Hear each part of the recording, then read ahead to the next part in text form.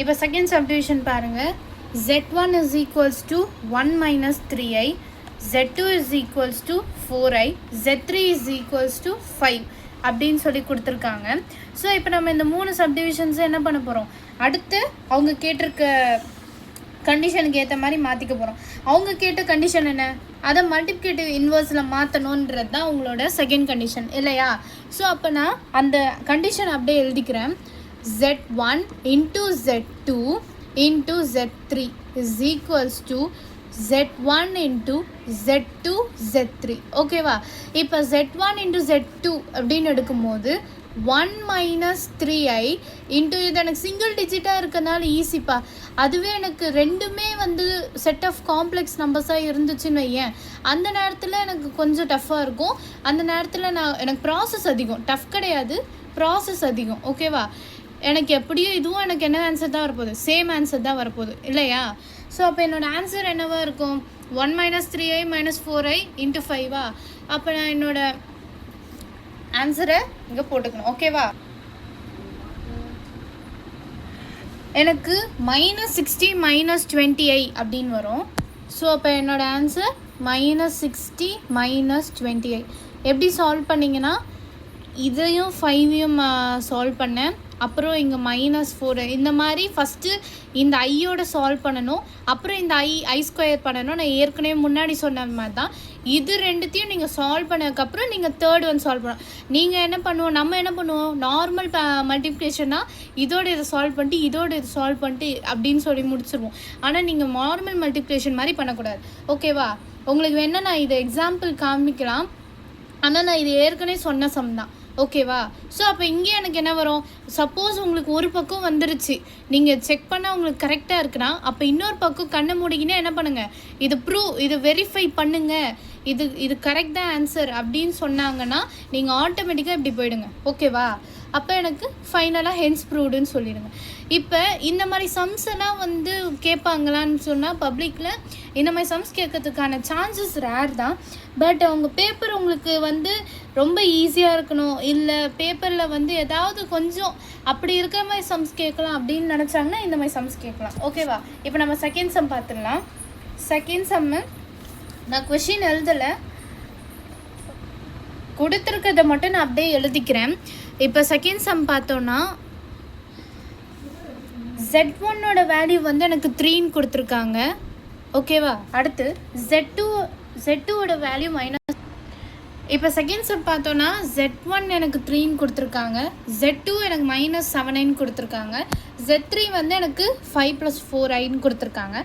கூட ஷோ வந்து அதே மாதிரி தான். இது என்ன ப்ராப்பர்ட்டி, இது வந்து அசோசியேட்டிவ் ப்ராப்பர்ட்டி. ஓகேவா.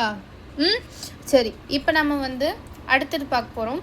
இப்போ இதில் வந்து என்ன பண்ணலாம் அப்படின்னு பார்த்தோன்னா, z1 முதல்ல ப்ராக்கெட்குள்ளே இருக்கிறத பார்க்கணுன்னு சொல்லி நம்ம சின்னதுலேயே படிச்சிருப்போம் இல்லையா. z1 into z2 plus z3 இல்லையா is equals to z1 z2 plus z1 z3.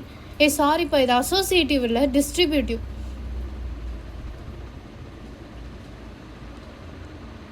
Distributive ப்ராப்பர்ட்டியில் எனக்கு அசோசியேட்டிவ் கொடுத்துருக்காங்க. ஓகேவா. டிஸ்ட்ரிபியூட்டிவ் ப்ராப்பர்ட்டியில் எனக்கு என்ன கொடுத்துருக்காங்க, அசோசியேட்டிவ். ஃபஸ்ட்டு நம்ம z1 z2 சால்வ் பண்ணிக்கலாம். z1ஓட வேல்யூ எனக்கு 3, z2 வந்து எனக்கு -7i ப்ளஸ் z3 வந்து எனக்கு 5 + 4i is equals to z1 into z2னா 3 into -7i plus 3 into கேர்ஃபுல்லாக பாருங்கள் என்ன கேட்டிருக்காங்கன்னு. நீங்கள் z2 into z3ன்னு போயிட போகிறீங்க. அப்புறம் இங்கே z3 வேல்யூ வந்து 5 + 4i. ஸோ இது ரெண்டுத்தையும் சால்வ் பண்ணிக்கிட்டோன்னா 15 -9i 15 - 9i வருது. ஓகேவா. ஸோ இதுதான் என்னோடய ஃபைனல் ஆன்சர் இந்த சம்முக்கு. ஸோ ஹென்ஸ் ப்ரூவ்ட் அப்படின்னு எழுதிக்கலாம். ஸோ அடுத்து என்ன கேட்டிருக்காங்க, அடுத்ததாக செகண்ட் சப்டிவிஷனில் வந்து அதே தான் z1 + z2 ஃபஸ்ட்டு ரெண்டுத்தையும் ஆட் பண்ணிக்கிற மாதிரி எடுத்திருக்காங்க. z1 + z2 into z3 value என்ன, 5 + 4i which is equals to z1 into z3. So 3 into z3 value வந்து எனக்கு 5 + 4i plus Z2 into Z3 வந்து மைனஸ் 7i இன்ட்டு Z3யோட வேல்யூ 5 ப்ளஸ் 4i. ஸோ இது ரெண்டுத்தையும் நீங்கள் இப்போ சால்வ் பண்ணிக்கணும். ஓகேவா? ஸோ இது ரெண்டுத்தையும் எனக்கு சால்வ் பண்ணனா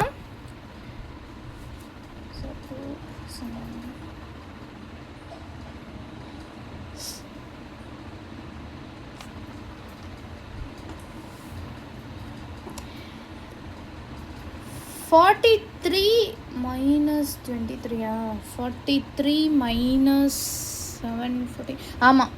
இது சால்வ் பண்ணிங்க. எப்படி சால்வ் பண்ண நான் ஏற்கனவே சொல்லியிருக்கேன். இதையும் சால்வ் பண்ணிக்கணும். அடுத்து இது உங்களுக்கு வேணால் போட்டு காமிக்கிற மாதிரி 15 இங்கே வந்து எனக்கு minus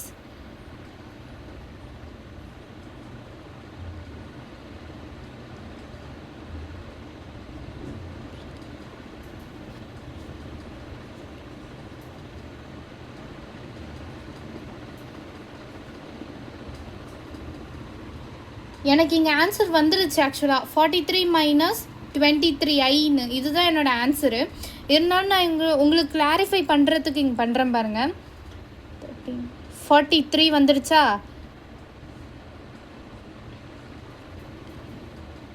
(23i) is equals to 43 minus 23i. எனக்கான ஆன்சர் வந்துருச்சா? இதுதானே என்னோடய ஃபைனல் ஆன்சர். ரெண்டு பக்கமும் எனக்கு ஈக்குவல் ஆயிடுச்சுல. LHS ஈக்குவல்ஸ் டு RHS ஆகிடுச்சுல. அப்போ எனக்கு என்ன போட்டுடலாம்? ஹென்ஸ் ப்ரூவ்ட் அப்படின்னு போட்டுடலாமா? ஸோ இதுதான் நம்மளோட செகண்ட் சம். இப்போ நம்ம தேர்ட் சம் பார்ப்போம். தேர்ட் சம் பாருங்கள். If Z1 is equals to 2 plus 5i, Z2 is equals to minus 3 minus 4i, Z3 equal to 1 plus i இருந்துச்சுன்னா find the additive and multiplicative inverse of Z1, Z2, Z3 அப்படின்னு சொல்லி 3 value கொடுத்துருக்காங்க. நான் ஏற்கனவே சொல்லியிருக்கேன் உங்களுக்கு additive multiplicative இன்வர்ஸ்னால் என்னன்றது. கரெக்டாக? இப்போ நம்ம அந்த இது அப்ளை பண்ணி எழுத போகிறோம் இல்லையா? ஸோ நான் சிம்பிளாக சொல்லட்டா? அடிட்டிவ் இன்வர்ஸ் ஆஃப் INV போட்டுக்கிறேன். INVக்கு ஷார்ட் ஃபார்மாக நான் நீங்கள் எக்ஸாமில் அப்படி எழுதாதீங்க. Z1 of Z1 is minus Z1. புரிஞ்சுதா? ஏ எனக்கு வந்து மைனஸ் ஏவாக இருந்துச்சுன்னா தான் எனக்கு ஆட் பண்ணும்போது எனக்கு என்னென்னு வரும்? 0ன்னு வரும் இல்லையா? ஸோ அதை தான் நான் உங்களுக்கு ஈஸியாக புரிகிற மாதிரி போட்டிருக்கேன். அப்போ என்னோடய மைனஸ் Z1ஓட வேல்யூ என்னது? minus 2 minus 5i. So minus 2 minus 5i இல்லையா? அதுவே எனக்கு மல்டிப்ளிகேட்டிவ் இன்வர்ஸ் ஆஃப் Z1 என்னது?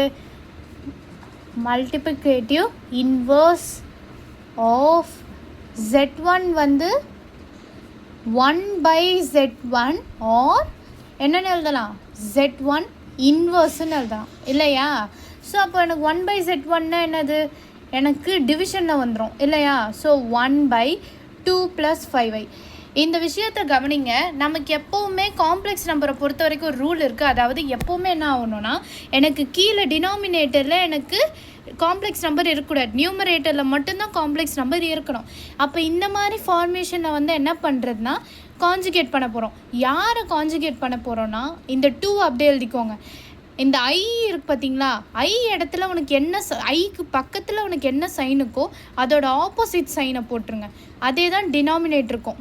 அப்படி போட்டிங்கன்னா உங்கள் ஆன்சர் என்னவாக இருக்கும்? 2 minus 5i டிவைடட் பை நம்ம இங்கே a + b × a - b இருக்கே. அப்போ a square minus b square அப்படின்னு தான் யோசிப்போம். ஆனால் காம்ப்ளெக்ஸ் நம்பரை பொறுத்த வரைக்கும் ஒரு சின்ன க்ளூ கொடுக்குறேன். இந்த மாதிரி வந்துச்சுன்னு வைங்களேன், அப்போ எனக்கு ஆட்டோமேட்டிக்காக a ஸ்கொயர் ப்ளஸ் b ஸ்கொயர்னு வரணும். ஓகேவா? புரிஞ்சுதா? திரும்பவும் சொல்கிறேன். கான்ஜுகேட் ஆச்சுன்னா ஐக்கு பக்கத்தில் இருக்க சைனை மட்டும் மாற்றணும். அதே மாதிரி கீழே டினாமினேட்டரில் எப்படி இருந்துச்சுனாலும் பார்க்காதீங்க. ஏ ஸ்கொயர் ப்ளஸ் போட்டணும், மைனஸ் போடாதீங்க. ஏன்னா ஐன்ற ஒன்று சைனை மாற்றும். உனக்கு வேணும்னா நீ திரும்ப ஃபுல்லாக மல்டிப்ளை பண்ணி பார்த்துக்கோங்க. இது சிம்பிளாக போகிறதுக்காக ஒரு சின்ன ஷார்ட் டெக்னா. ஓகேவா? So which is equals to 2 minus 5i divided by 4 + 25 equal to 2 minus 5i divided by 29 or 1 by 29 into 2 minus 5i. இதுதான் என்னோட மல்டிப்ளிகேட்டிவ் இன்வர்ஸ். ஓகேவா? இப்போ அடுத்து செகண்ட் ஒன்னுக்கு என்ன கொடுத்துருக்காங்க, Z2 வேல்யூ வந்து எனக்கு -3 -4i. ஸோ இதோடைய அடிட்டிவ் இன்வர்ஸ் ADD இன்வர்ஸ் போடுறேன். ADD இன்வர்ஸ் என்னவா இருக்கும், அப்படியே ஜஸ்ட்டு -3 + 4i, சாரி +3 + ரெண்டுத்தையுமே மாற்றிடணும். ஓகேவா? ஆமாம், ரெண்டுத்தையுமே மாற்றிடணும். ஓகேவா? அப்போ என்னுடைய மல்டிப்ளிகேட்டிவ் இன்வர்ஸ் என்னவா இருக்கும், மல்டிப்ளிகேட்டிவ் இன்வர்ஸ், ஒரு நிமிஷம்,